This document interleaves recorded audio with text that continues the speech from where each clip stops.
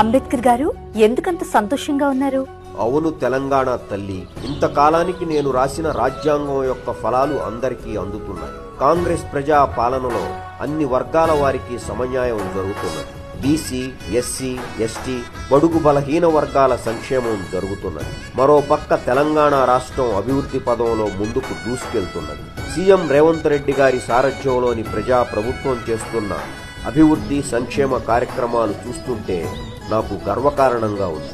కాంగ్రెస్ ప్రజా ప్రభుత్వం 2047 నాటికి తెలంగాణను $3 ట్రిలియన్ ఆర్థిక వ్యవస్థగా మార్చడమే లక్ష్యంగా సీఎం రేవంత్ రెడ్డి గారు హైదరాబాదులో అత్యంత ప్రతిష్టాత్మకంగా నిర్వహిస్తున్న తెలంగాణ రైజింగ్ గ్లోబల్ సమ్మిట్ 2025కు ప్రపంచ దేశాల నుండి అనేక దిగ్గజ కంపెనీల ప్రతినిధులు హాజరవుతున్నారు. ఈ కోలాహలం చూడటానికే వచ్చారు.